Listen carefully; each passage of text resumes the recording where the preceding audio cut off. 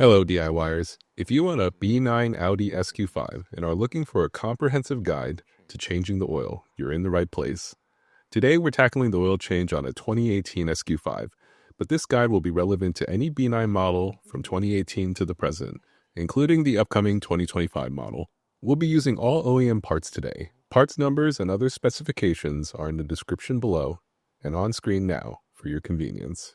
Let's get started. If you've watched my channel before, I follow Audi's recommendation and use the oil extraction method on modern Audis. This method of extracting oil requires no jacks, no ramps, and makes no mess.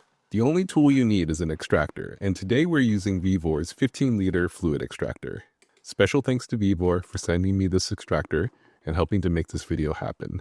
This 15-liter extractor has both manual and pneumatic options for pumping, and I like that it has included accessories if you want to use this to bleed brakes. The 3.0T V6 in our SQ5 actually needs 7.6 quarts of oil, or about 7.2 liters. Most fluid extractors only go to 6 or 6.5 liters, both just shy of the capacity the SQ5 needs. So while I could use a smaller extractor to extract, empty it, and then continue extracting, we won't need to do that with this larger one.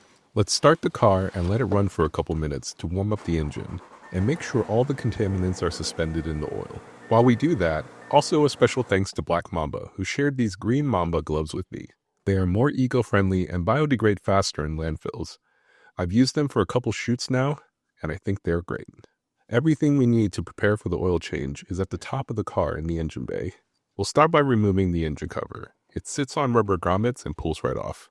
Here's a shot so you can see the location of all the grommets. Now we can do the rest of the prep. First, we'll loosen the oil cap. Then, we'll get a 32mm socket and loosen the oil filter housing. I'm using a special filter socket set from Gear Wrench, but any 32mm socket will work here. Once we loosen the housing, we'll let it sit so it drains fully. And lastly, while the SQ5 doesn't have a dipstick, it does have a dipstick tube with a small cap. It's kind of like Audi left this here, so that their techs could quickly change the oil using an extractor. You probably don't need pliers on the tube plug like I'm doing here, but I'm using it to get a better grip. Once that's all done, we'll set the extractor up. It's super easy to use. Just pick the extension that fits down the oil tube. And just like a straw, we want it to hit the bottom of the pan, but have a little bit of space to suck the fluid. Now all we have to do is pump the extractor. This creates a vacuum in the container, and again, just like a straw, it'll start sucking the fluid out of the oil pan. Well, technically, the atmospheric pressure is pushing the oil into the container, but we won't get all sciencey on this channel. From here, you shouldn't have to pump anymore because the tube acts like a siphon and will continue to draw the oil out. At least that's been my experience with other extractors I've used in previous videos. For whatever reason, this Vivor extractor needed me to keep pumping. I have to mess with the unit more. I think there may be a small leak from the decompression valve or something. So while this should have taken 5 to 10 minutes where I could have completely walked away and done something else, I had to keep pumping it every couple minutes to maintain vacuum suction. Though it did give me a chance to check out the pneumatic side. But again, it felt like I was fighting a vacuum leak somewhere. I'm guessing it's just my particular unit acting up, so your mileage may vary. Overall, it still worked. Here you can see I have marked off where 7.6 quarts would be based on the measurement marks. So it looks like the Vivor extractor did a pretty good job of getting most of the oil out of the engine. So now let's remove the extractor tubing from the oil tube and move on to prepping the oil filter. The filter should have had ample time to drip dry by now. So let's pull the housing up, and it looks good. Over at the table, we have the new filter here. I'm pleasantly surprised to see that the current filter on the car is also an OEM filter. This is my first oil change after owning the car, so I wasn't sure. You can see the part number here, sort of. We'll also do a quick check to ensure that the filters are the same size. It's always best to make sure before swapping out any part. The filter also has an O-ring that we need to replace. You can take a pick or small screwdriver and pull it off. We'll put the new O-ring on that was included with the filter. Pay close attention here as the O-ring sits in this groove here. Then we'll take a little bit of oil. Any oil will do, and I'm just using what was left over in the housing. All we're doing is making sure that the O-ring has some lubrication so that it doesn't catch or snare while we're screwing the housing back in. This could cause the O-ring to slip out of place or even rip itself. Lastly, we'll put the housing back on the car. The torque specification is actually written right on the housing. It's 25 Newton meters or about 19 foot-pounds. I'm using a fancy torque wrench because it has lights and beeps for the video, but a $12 torque wrench from Harbor Freight works just as well. If you don't have a torque wrench, 19 foot-pounds is not a lot, so tighten as little as you can with about 3 fingers on your ratchet. Now, the car is prepped and ready for new oil. Here's the OEM VW Audi 0W20 weight oil in the VW 508-509 standard that we're using today.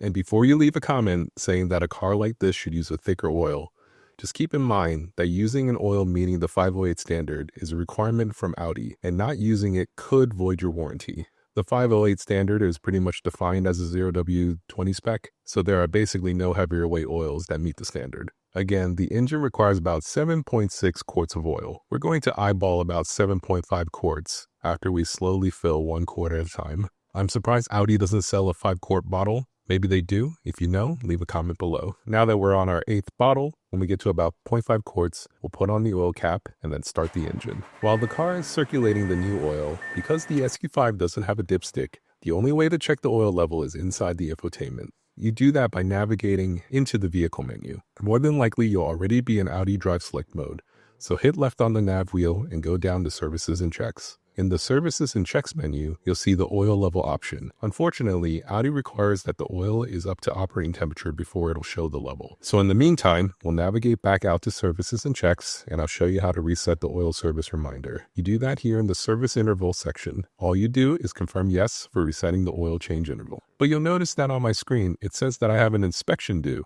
and that there's no way to reset the interval. Well, at least not in the infotainment. We're going to have to use the scan tool. Here I have the X-Tool D8 scan tool. It can do a lot of stuff, but today we're just going to focus on special functions. In the special functions menu, we're going to go to oil reset, and after setting it to detect our SQ5, you'll see here there's an option to reset the vehicle condition check. And it's super simple. Selecting it will automatically execute the request and reset the interval. Now back over at our infotainment, you'll see the inspection interval is reset. Doing all that gave the SQ5 enough time to fully warm up, so now we can check the oil level. You'll have to turn the car off for about 2 minutes. Once you do that, you can hit the start engine button without holding the brakes to put the car in key on, engine off mode. Then navigate your way back to the oil level screen under Services and Checks. And there we go. Here I eyeballed about 7.5 quarts, but it looks like we hit it spot on. And this is why we always stop a little bit short and check the oil level on any car. It keeps us from overfilling. With that done, we can finish by putting the engine cover back on. The cover just has 4 grommets, and it's super easy to line back up by using the oil cap as the pivot.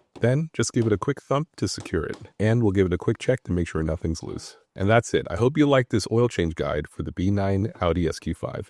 If you did, your likes, subscribes, comments, and shares really do help out the channel by telling the algorithm that this video is worth recommending to others. If you want to see my video where I show that the traditional oil change method isn't better than extracting oil on Audis, that video should be popping up now. I'm Alan, and this is Metaloop. Thanks for watching. I'll see you next time.